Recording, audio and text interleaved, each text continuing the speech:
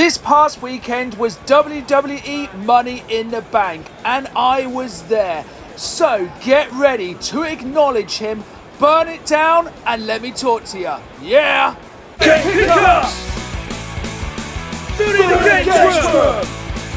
Run tricks! Hello again, folks, and welcome back to a very special episode as it is finally time for Money in the Bank weekend. I have been a wrestling fan for nearly 25 years, and I don't think I've ever been this excited for a pay-per-view because I am going to be there. And not just for Money in the Bank, I'm also going to be there for Friday Night Smackdown. My goal for this episode is to capture the amazing experience that was both Friday Night Smackdown and the Money in the Bank pay-per-view. But as well, while in London, I did do a little bit of live game hunting, which is at the start of this episode.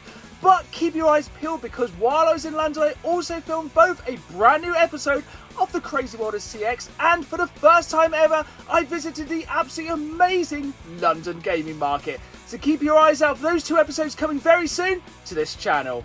Just before we get into the video, I want to remind you to acknowledge me. Hit that like button, let me talk to you in the comments down below, and hit that subscribe button so you never miss another amazing episode. Now, let's go to London! Acknowledge me.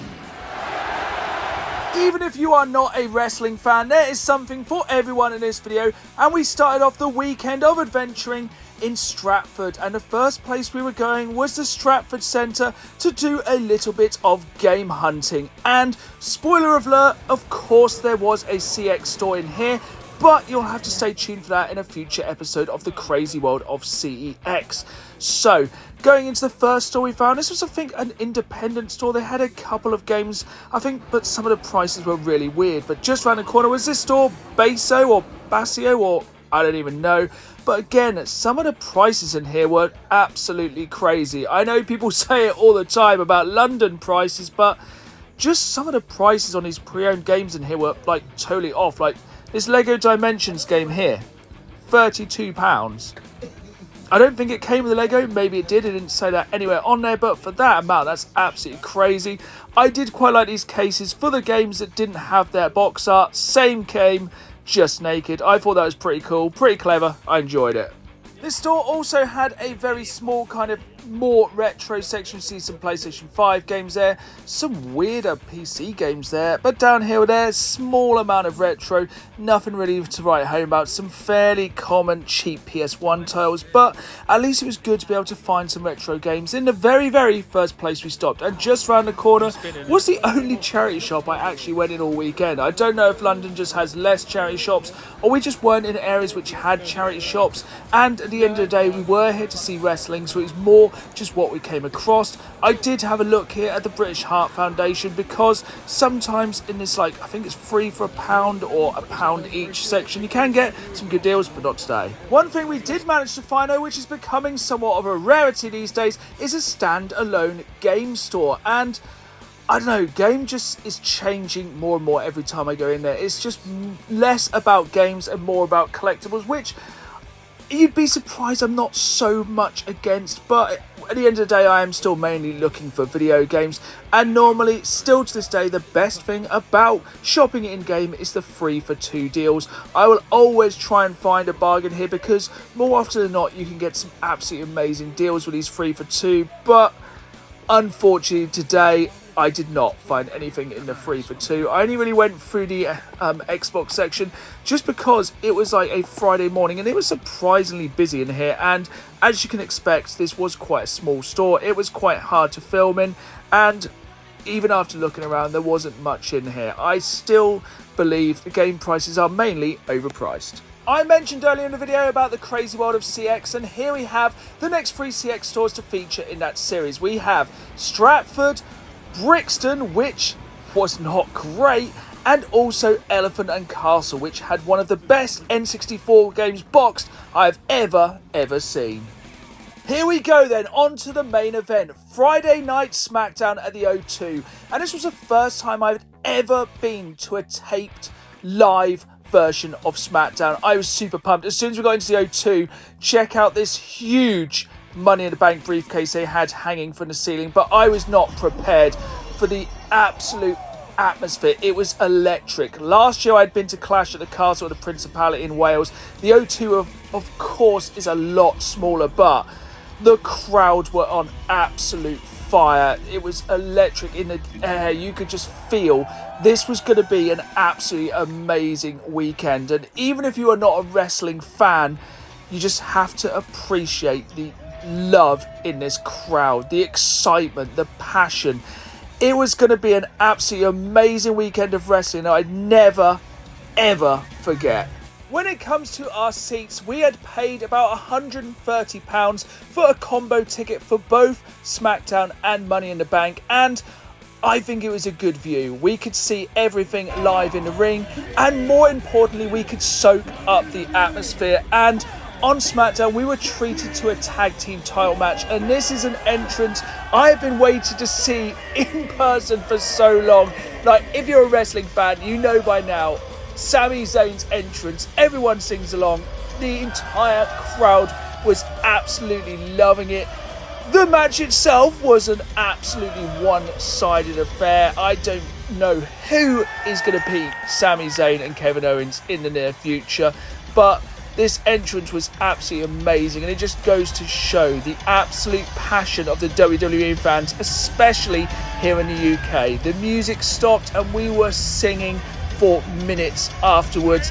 It's just moments like this that make it worth going to these WWE live events. And if you've ever had any doubt about whether it's worth going, trust me, it is absolutely incredible. You will have the night of your life.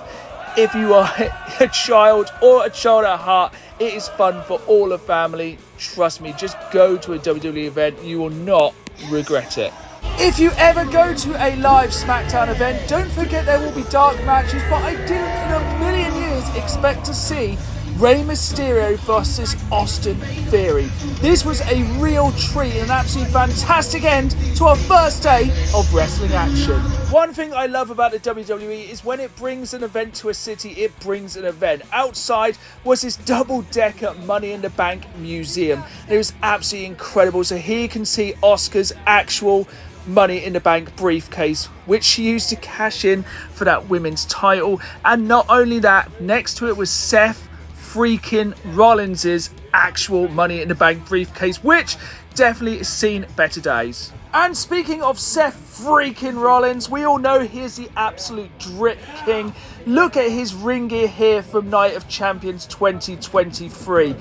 This is an absolutely amazingly flamboyant outfit. I love all of his outfits he wears to the ring. I just love how every single one is more crazy than the last. And next to this amazing outfit was a replica of the WWE World Heavyweight title, which of course is still held at the moment by Seth freaking Rollins. But this was just a few of the absolutely amazing things on offer here at his Money in the Bank Experience bus. And this was free for anyone to enter. It was around a half an hour wait, but it was absolutely worth it for the experience. It was worth the wait to be able to acknowledge my tribal chief Roman Reigns and his ring gear from WrestleMania this year. This is about as close as I'm ever going to get to the greatness of the tribal chief. And of course, he is still the WWE Universal Champion. But I wonder how long he will hold on to that title, considering at Money in the Bank, we were going to see Roman Reigns and Solo Sikoa versus the Usos in the long anticipated Civil War. The Money in the Bank bus was an absolute museum to championship gold. And here you can see the WWE Women's World Championship. I love these new design belts. I think they look so cool. I'm so glad they kind of have the female titles look like the male titles now, because it's held by Rhea Ripley. And here's her ring gear from this year's WrestleMania. It's absolutely fantastic. As a metal fan, I just love the way the Judgment Day as a whole look. I think it is so cool. And of course, we couldn't go without seeing the WWE Women's Championship, which again just looks so much better than some of the absolute trash women's titles we have had in previous years. Like, I'm so glad they are just making titles belts just look more equal. You know, the butterfly belt, the less said about it, the better. And of course, to go with the championship title, we have the champion's gear. And here we have Asuka's ring gear from this year's WrestleMania again. These outfits are just absolutely incredible. And the highlight for myself of going to the Money in the Bank bus was being able to get my hands on that coveted Money in the Bank briefcase, which I was hoping to go to the WWE store to pick one up for myself, but herein lied a major problem. We had seen these pictures on Facebook of the WWE Superstore and we were planning to go after Smackdown. So the store opened on Thursday a full 24 hours earlier, and I had my heart set on picking up one of those Money in the Bank briefcases because they were exclusive to the show here in London, as was much of this merch. But unfortunately, nearly everything was gone by the time we got there after Smackdown on the Friday night. I wasn't able to get a Money in the Bank briefcase. I am absolutely bitter about it. And here is the thing, people are selling them for a hell of a lot more now on eBay. And scalpers just ruin events like this for me. It's a horrible thing to see. But here is some advice. When we were there, we actually realised that the WWE Superstore online was having a 20% off sale. And a lot of these items were available on the store. So we bought t-shirts on the WWE Euroshop for £25, which would have been in store for £35. We saved £10 on each t-shirt. So if you are going to an event, I would recommend checking on the store. But I did manage to pick up some very nice little bits for the collection from the store. So that was the final Smackdown on the road to Money in the Bank, and it was time for Money in the Bank. And straight away, as soon as we got there on the Saturday, the atmosphere was again absolutely electric. This was about 5 minutes before we joined the queue to go into the O2, and everyone was just having an absolutely amazing time. These videos just do not do it justice. The crowd was absolutely loving it. Here we go then, Money in the Bank 2023. It was an absolutely stacked card and it was going to be an absolutely amazing show. Once again, we passed the biggest Money in the Bank briefcase of all time, and I must commend the O2. It was super easy to get in. The queues went really fast, and considering the number of people in here, it was an absolutely pleasurable experience. The bars were quiet, the toilets were quiet. It was just a fantastic place for wrestling or any event, and I'll definitely be going back to the O2 at some point in the future.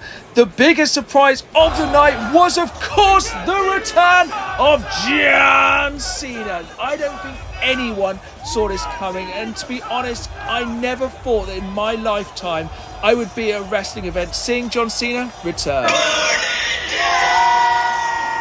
One of my favourite wrestlers in the world at the moment is, of course, Seth freaking Rollins.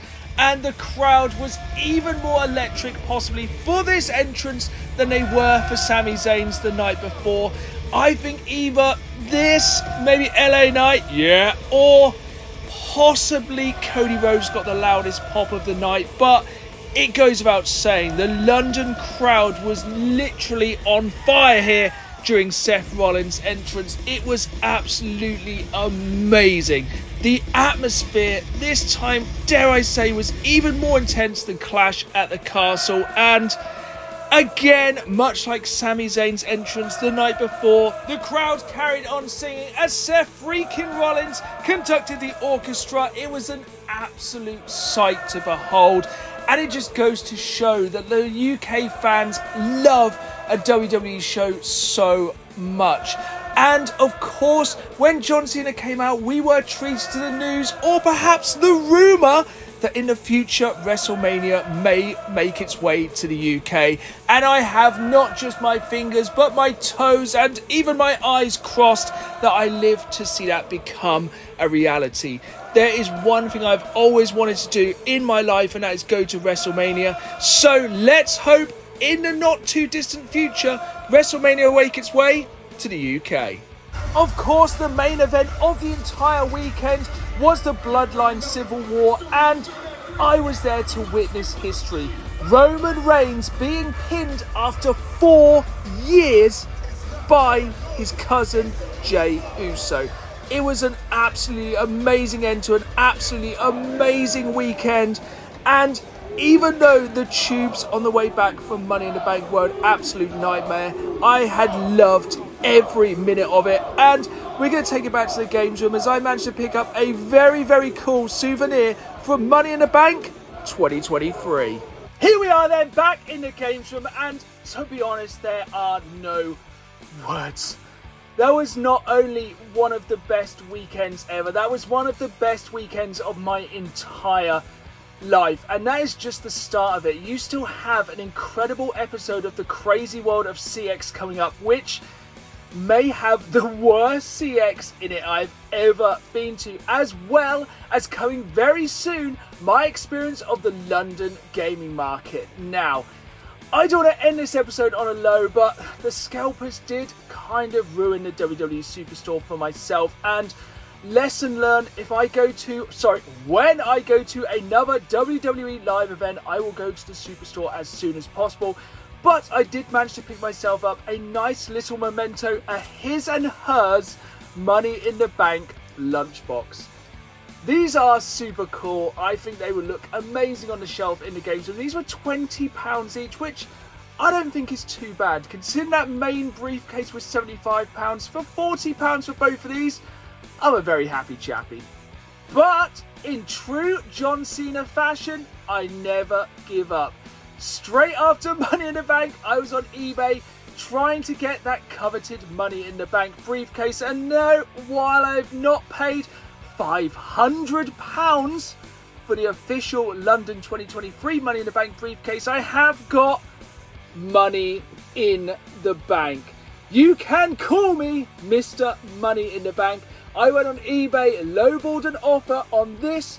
Yes, it is not the most present Money in the Bank briefcase, but it's still a thing of absolute beauty for just £40. Acknowledge that.